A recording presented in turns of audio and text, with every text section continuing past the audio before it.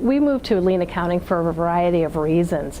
We had been pursuing lean improvements for about a year, year and a half, and although we were making improvements, it was difficult to see it many times and to get everyone on the same path of improvement and see that what they were doing made a lot of sense. We had a lot of metrics, yet they were just kind of a collection of numbers, not necessarily being properly analyzed or really being acted upon. So that was one thing that really attracted us to this when we learned about it. We also were struggling for a number of years with a decreasing denominator in our application of overhead. We were applying our overhead based on the number of direct labor hours, and as you know, many times the costs have no correlation whatsoever with direct labor, the cost that it takes to support a product.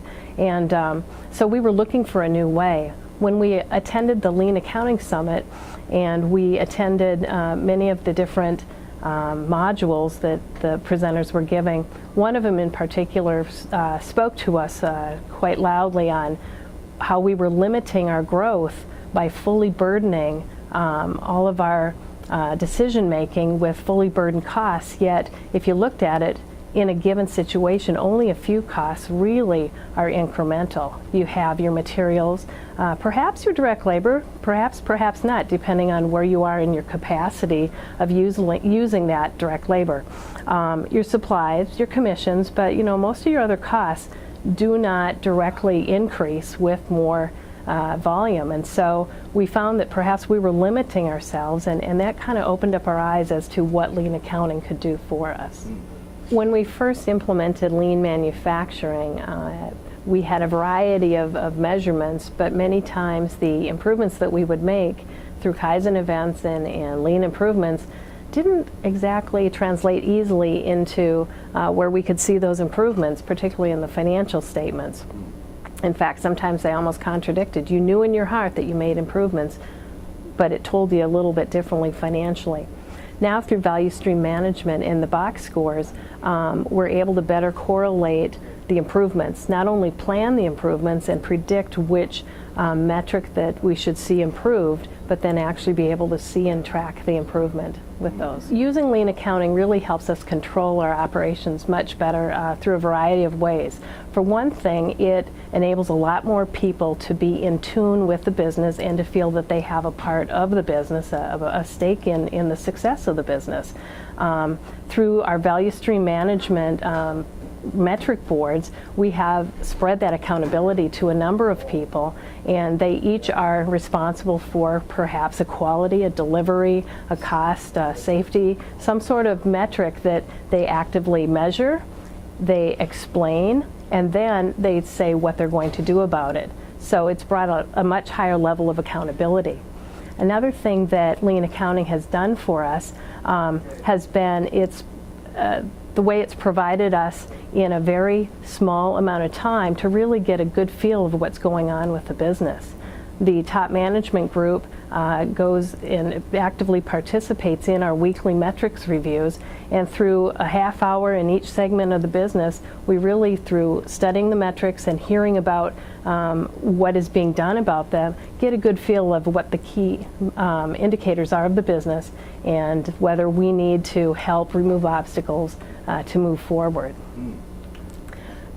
When we have inventory reductions, we definitely see a financial impact in a couple ways. One, definitely the improvement of the cash flow. Number two, we're not slogging through as much inventory and having to have extra before we need it and not enough of something else.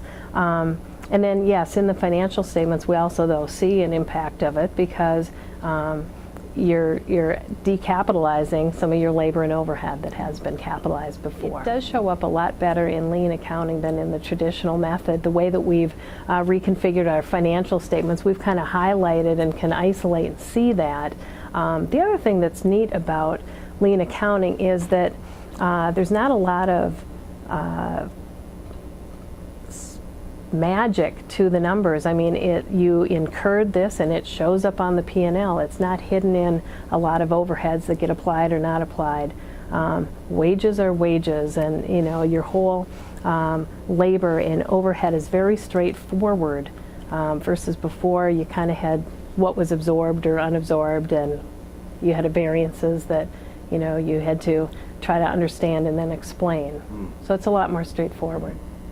If I were talking to another controller in a similar situation as ours, I would definitely encourage them to pursue value stream management or lean accounting.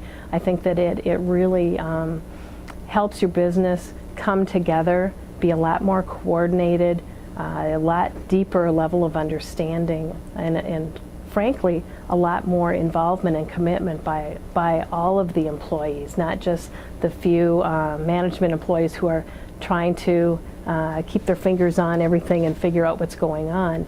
It's an organizational change. You have people that really kind of specialize in a part of the business, and they look at the processes as they flow across the business. They really get in tune with what's important, the metrics that they select in their business, and then they have a regular, consistent way of measuring, interpreting, and acting upon those measurements. So we've already had a lot of benefits from it, and I'm confident of much more that we'll see in terms of benefits as we really rock and roll on the different aspects. Okay, last question then. You don't like to call this lean accounting. You prefer to say value stream management. Why is that? I prefer to call it value stream management instead of lean accounting because I truly believe it transformed the management of our company, and it's so much broader than just accounting. If you say lean accounting, people think, oh, that's just the accounting finance department doing it. Value stream management is really how we're managing and running our company.